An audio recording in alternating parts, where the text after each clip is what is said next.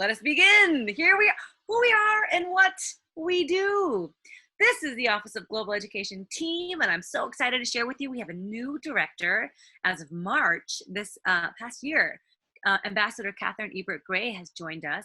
And before she took this position, she was actually the U.S. ambassador to Papua New Guinea, the Solomon Islands, and Vanuatu. So it's super exciting. She brings a wealth of international experience and international leadership experience. We're very excited to have her. And then this is us. So this is Jessica, our assistant director. That's me in the middle. And we have Emily and Nicole. So we are here. We are the OGE team, standing by, ready to support you for all your international ed needs. We are part of Links Connect. I do not know if you all know about Links Connect. I hope you do. It is the new space on campus. It is above the Comcast Center, which is out. It's part of the Tivoli, but you have to leave the Tivoli to get to it. It's across from iPie, the pizza joint. Anyhow, Links Connect, it's your one-stop shop for all your experiential needs. We have the Experiential Learning Center there that manages all the internships on campus. Study Abroad, that's us. We have undergraduate research and creative activities, and we've got career services, or CU Denver's Career Center. So that is Links Connect, and we are delighted to be a part of it. It is the High Impact Practice Hub. How do students find out about Study Abroad? Oh, that's an interesting question. We do a lot of outreach activities. We've got tabling and event presentations, classroom visits. We do some advertisements in the Sentry or on social media also. We've got e-communication, so you may have received one recently, went out maybe earlier this week or last week on our upcoming Study Abroad fair next week. We're very excited about it. And also advisors and faculty, of course, and other staff, of course. So statistically speaking, I've got some exciting stats to share with you. So we did a needs assessment in October 2019, and we sent it out again in February 2020 for those who weren't able to complete it. And we got 529 responses, which is exciting to me. 97.5% of the respondents said yes, they would be interested in an international education experience if there were no barriers. That's awesome. For me, when I see a figure like that, I'm like, cool, let's make it happen. How do we make it happen? And what can I do to help get you there? And by there, I mean somewhere abroad. 50% of respondents did not know about OGE opportunity, which means I've got my work cut out for me, and I gotta go do more classroom visits and do more outreach, because we really want people to know about these great opportunities. 25% said they are interested in international internships, which is great because that's something we do. Now, these are some national statistics I'd like to share with you. Also, I wanna point out that these photos up here, these 3 photos are of CU Denver students abroad doing great things and just beautiful photos. So while these are national statistics, I want to say that CU Denver student stats actually mirror these. So we're aligned with these statistics. So 60% of students who studied abroad, they go on to graduate or professional schools. 90% of study abroad students secured a job within their first 6 months after graduation. First generation students who studied abroad are 20% more likely to graduate within 5 years. Minority students who study abroad are 18% more likely to graduate. And I actually fit, I first gen and I'm a minority student, so I fit in these stats also. 84% felt that studying abroad helped them build valuable job skills like cultural training, tolerance for ambiguity, which is a really big one, adaptability, communication, foreign language skills, and more. And lastly, 41% of employers consider offering higher salaries to students who have studied abroad. So these are all great. People really like these hard stats, and I love to share them because I'm like, these statistically, this is what, this is the evidence that supports study abroad as a high impact practice, right? So now I want to give you something that's like not hard stats, but like, it's going to sound dramatic. I'm a dramatic person. I've got a theater background. Want to say that I think it's really important and valuable to study abroad because now is the only time in your life that you'll have such an opportunity. You can travel abroad on your own. You can go after you've graduated. You can go try and find a job. But this is like a really finite moment in your life where you're going to have this opportunity for this potentially transformative experience. And the reason for that is you've got so many layers of support that you wouldn't have if you do this on your own, right? You've got access to all this funding I'm going to talk about in just a moment. You've got the support of our entire office to include emergency and risk management support at all levels of the university. Like we've got this emergency protocol that activates up to the chancellor, provost, and president if we had to like get folks, if there were a serious incident abroad. So you've got lots of support. And not only that, but you've got this built-in social structure. Like I've studied abroad, I've interned abroad, I've also like lived and worked abroad on my own. And it was when I was by myself without that structure where I felt really lonely. I was like, oh man, look at that group. They're studying abroad. Oh, they're probably learning the language. I'm feeling all lonely. And it was all sad. So I feel like you've got that built-in social structure, right? Like you're going to go to class, you're going to meet other students who are also studying abroad. You're going to meet local students depending on your program. And then you're going to have entree to places that you wouldn't have otherwise if you were on your own. Like, because let's say your faculty knows somebody or, you go to this like excavation site because you're studying some type of architecture program. You wouldn't have access to that site unless you were doing the program. So there's all these different avenues that you have by studying abroad that you wouldn't have if you do it another way or if you go on your own. So now's the time. Let's do it. Moving on. So this is our little postcard, and this identifies the 4 primary program types that we have. We've also turned this postcard into a little video, which I'll share with you right now. And then we'll talk about these 4 program types and what they all mean. Let's see. Click.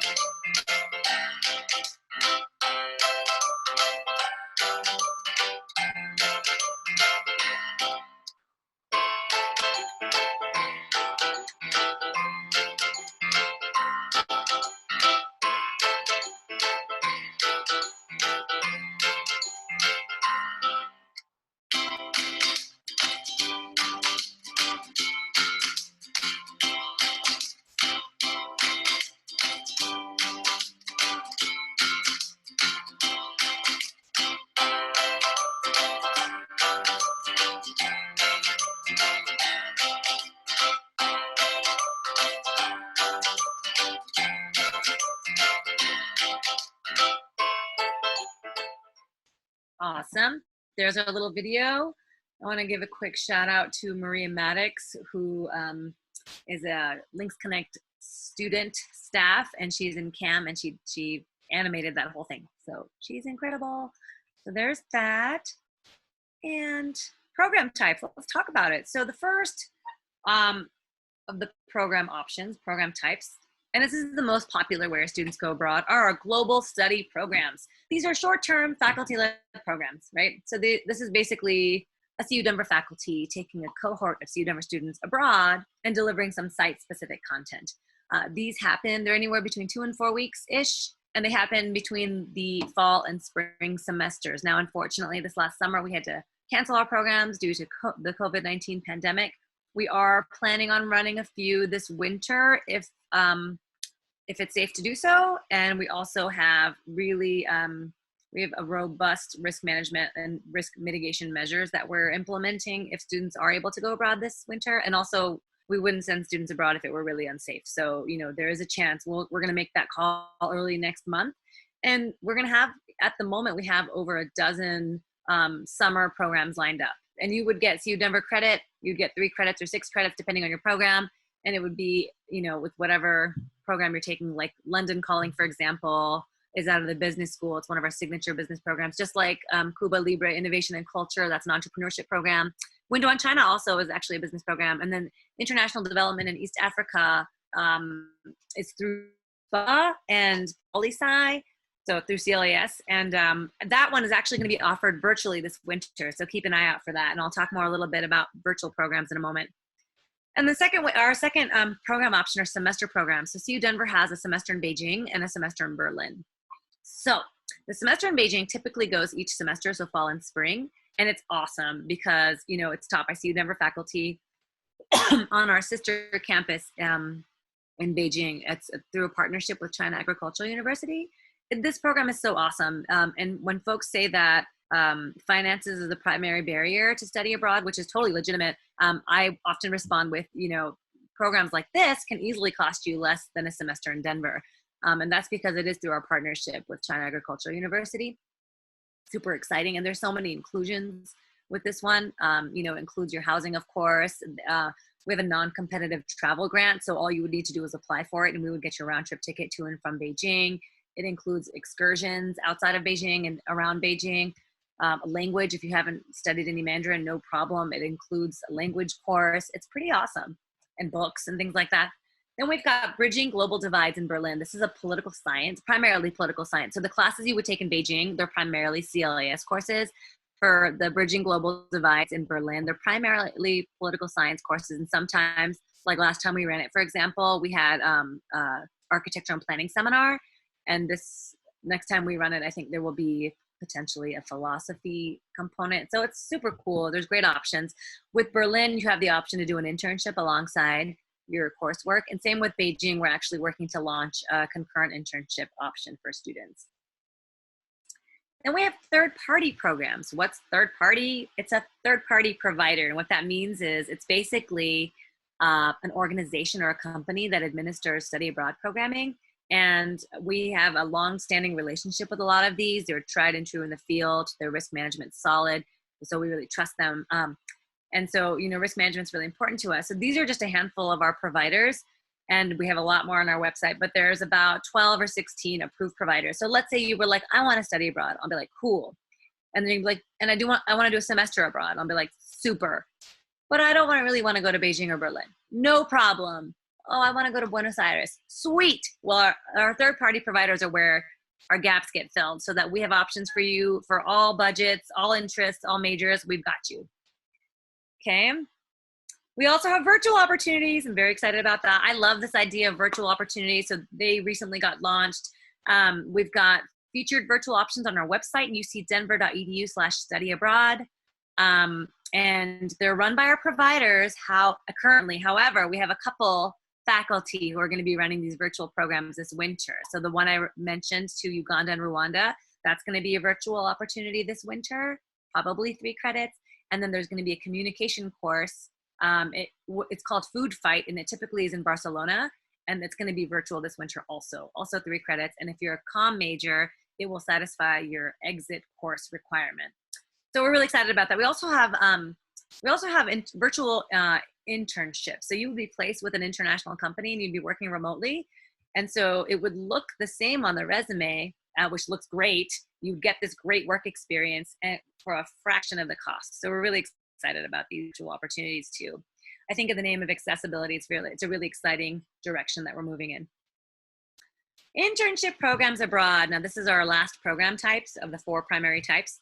So we offer these internships in the summer typically. And if students want to do it concurrently throughout their semester, there's other requirements, but I'm happy to help.